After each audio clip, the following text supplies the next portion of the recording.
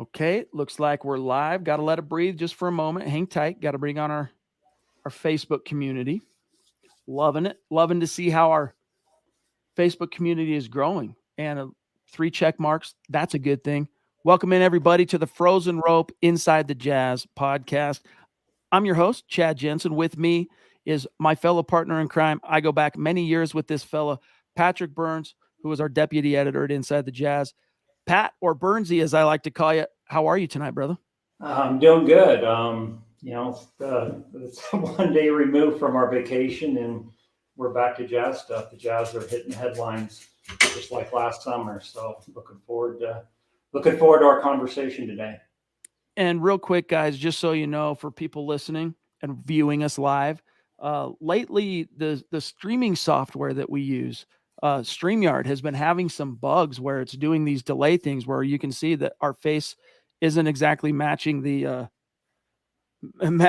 words coming out. So I'm trying to snap it. Sometimes if I move fast or something, it'll snap it back in. But we can only hope that here we go. Now we're back snapped in. So I don't know why it does that. They know that it's a problem. Look, Pat's still kind of going laggy too. This is weird, and Pat's not even talking. So bear with us on that stuff, guys, because we have a really fun conversation tonight. We're going to keep it very pithy this evening, but we're going to discuss the prospect of the Utah Jazz, as plausible or implausible as you might think it is, landing Damian Lillard. All the rumors pointing in that direction. And to help us do it, we're going to bring on Jared Kock, who does a lot of stuff for us, as you probably know if you're reading Inside the Jazz, as our associate editor. So without further ado, I'm going to bring Jared on. Jared, what's good, brother? How are you tonight, man? What's going on? Just chilling right now. I'm in actually in North Carolina right now, visiting some family up here. Cool. But yeah, ready to talk some Jazz. I think it'd be great. You had a very compelling video that we posted on the YouTube channel, kind of going through and laying out a path forward in your estimation of how the Jazz could land Damian Lillard, what they'd have to be willing to relinquish, and really as an advocate for that. It sounds like that's kind of what you would like to see happen. Let's go through that, and we got to keep it kind of tight. We have to be off by the top of the hour, but lay out, first of all, kind of a Cliff Notes version of how the Jazz could get him here and why you are such an advocate for that. Mm-hmm. Yeah, so I think 9 times out of 10, he's probably going to be in Miami. I think all signs are pointing to that. But if that slim chance does pop up where he's going to be ending up in anywhere but Miami, I think Utah has a good shot to go get him. I think if you're looking at just solely assets that Portland would want in a trade like that, you're trading a franchise guy. You're going to want the most you can get.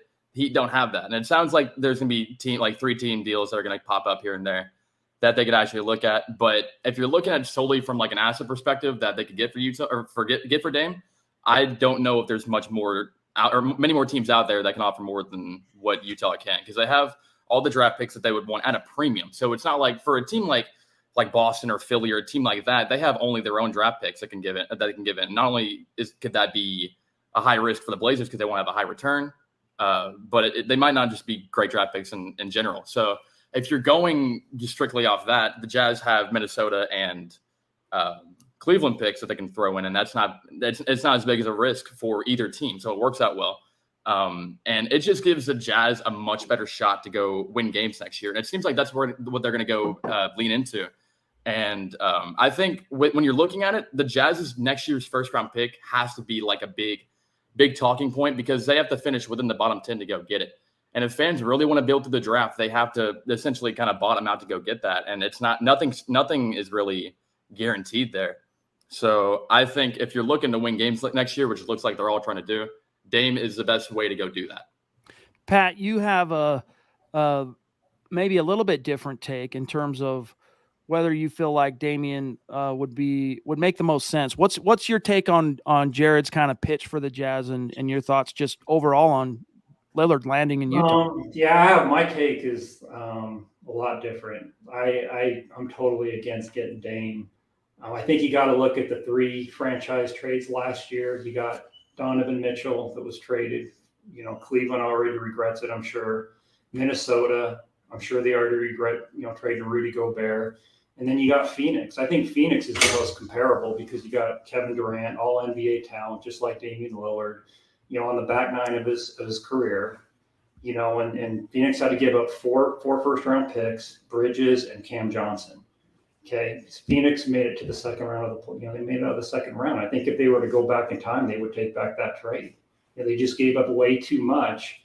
And I'm just coming from a viewpoint that I'm not just trying to win a few more games, this next year. I'm thinking about, 3, 4, 5 years down the road, their championship window, and Dame just isn't in that. And I'm not, I think Dame, and that's coming from a viewpoint that I'm not worried about Dame's age. I think he's coming off like 32 points a year. I think he's going to be awesome next year, barring injury. But I still don't think that move takes the Jazz over the top, and it caps them out. I mean, they probably would have to give up, 2 good expiring contracts to get Dame, Tucker and Olynyk.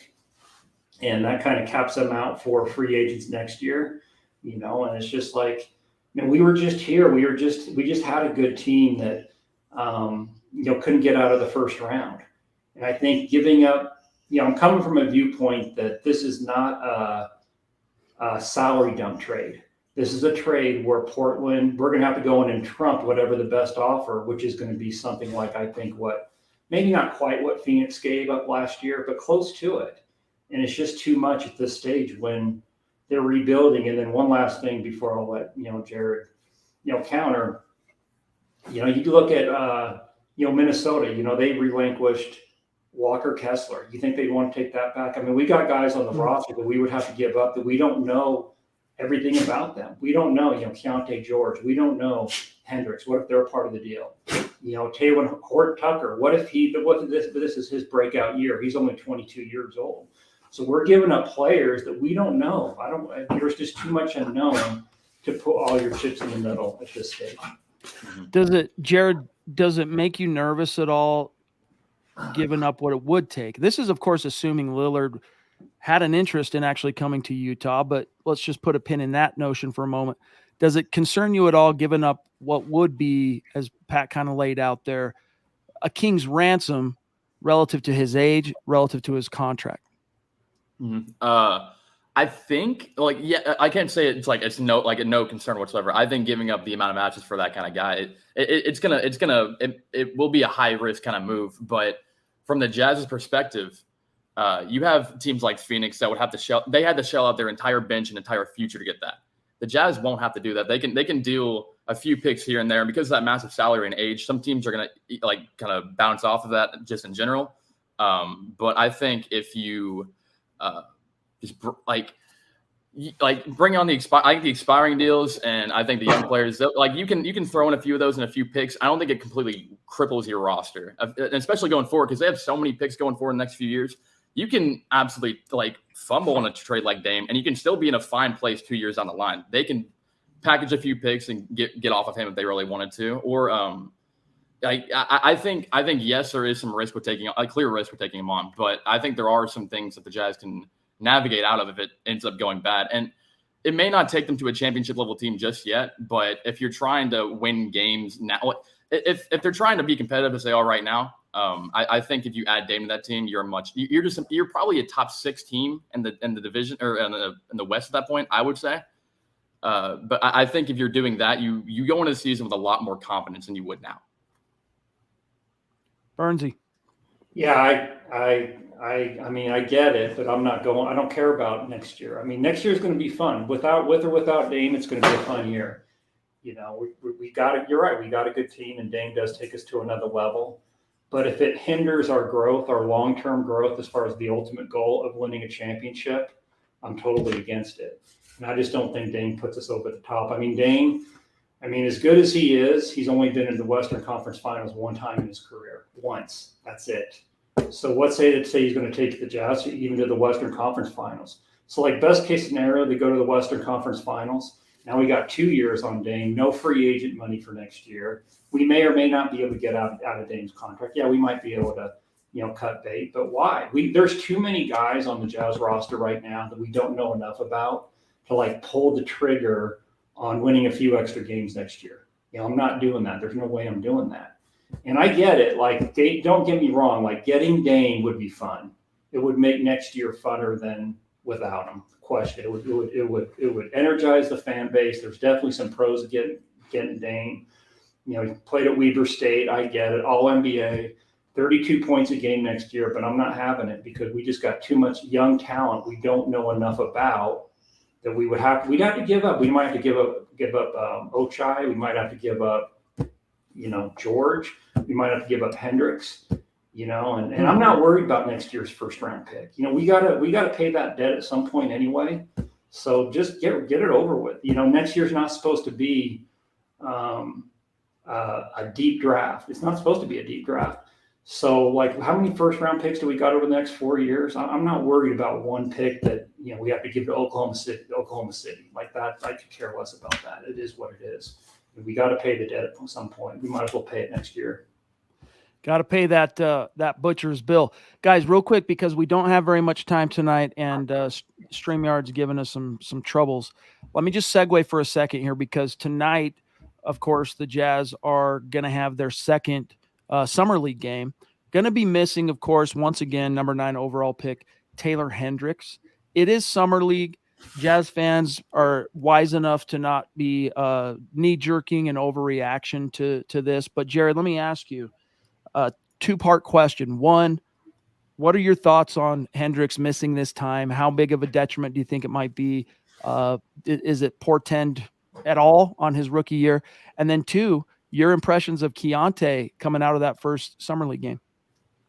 Yeah, so on the Hendricks thing, I think it's really a non-factor. Summer League, at the end of the day, doesn't mean a lot of it, mean anything, really. I mean, you'll have teams that end up winning the championship, and they end up, like, the young talent just ends up doing nothing. Like, I look back, it's like 2016, I think, where the Bulls won and Denzel Valentine won Rookie of the Year, or not Rookie of the Year, just MVP of the Summer League. And that doesn't turn out to be extremely great or anything like that. So I think just a minor injury that keeps him out of Summer League, in the long run, it just won't matter. Like, yeah, it could be a little bit concerning now just because you just drafted him with a high pick. But long term, it won't mean that much. And on Keontae, I think it's really encouraging coming out, seeing him score the ball. Like he wasn't as efficient as, like, well, people expect him not to be that efficient, but he did what people expected, being a good shooter and being a good scorer. And I think he was able to kind of work off of that maybe in this game and going forward next season. I think the sky's the limit for him, really. What about you, Pat? Is it much ado about nothing, Taylor Hendricks missing? Yeah, I'm not like super worried about it. You know, like Walker Kessler didn't play in the Summer League last year, so you know, look how he turned out. George, I'm going to piggyback off that argument of Lillard, getting Lillard. He's another, seeing him play, you know, I don't want Lillard to stunt his growth. You know, I know it's just one game and, you know, he's got a long ways to go, but, you know, he looked pretty good. He kind of reminded me of, just a young Jordan Clarkson, you know, kind of player, you know, can just fill it up and create his own shot, and he can shoot, and he's fast, and he can play above the rim, and he looked good. But yeah, I guess I'm a little worried about Taylor Hendricks, but not like super concerned. I don't know if you guys checked out his TikTok videos. He's leading the league in TikToks. Leading the I don't league. know about that, but did you guys see that? Yeah. It was pretty funny. Yeah. So, I mean, he's got time to choreograph TikTok dances, so hopefully we can get him on the court pretty soon. But yeah. Awesome. Well, guys, we're going to keep tonight's live stream a little bit tight. I know a lot of you on YouTube that are subscribing, and also on Facebook. We're very supportive of our first episode last week. We told you it's going to be Tuesdays, 5 p.m. Mountain Time. But of course, little did we remember at the time that next Tuesday would actually be the 4th of July. No one wants to hear from guys like us on a holiday. So we did the next best thing, which is we'll stream today. We'll go Wednesday at 5. But moving forward, that is what it's going to be. It's going to be every Tuesday night, 5 p.m. In Utah time, and we look forward to that. And you know, we have a lot of different guys on staff at InsideTheJazz.com, at the Frozen Rope, as we say, and we're looking forward to bringing as many of those voices from our staff onto the podcast as possible. In the immediate future, you'll hear a lot from the three of us that you see on screen right now. We'll iron out whatever these kinks are that's going on with StreamYard in the meantime, but we appreciate you guys being with us, and we will be back in less than a week. We'll be back Tuesday, 5 p.m. Mountain Time. But in the meantime, Guys, make sure you're following the Frozen Rope on Twitter. All right. At Inside the Jazz. Make sure you're following Patrick Byrnes on Twitter at P Byrnes. That's BYRNES NBA. Jared Koch on Twitter at Jared KOCH NBA. And you can connect with me on Twitter at Chad and Jensen. Really appreciate those of you in the chat, those of you viewing it live, and those of you who are going to be watching afterwards. We'll look forward to talking to you soon, and we'll see how the Jazz shake out tonight in Summer League Game 2 against the 76ers. So for Jared, for Pat, I'm Chad. We'll talk to you guys next week.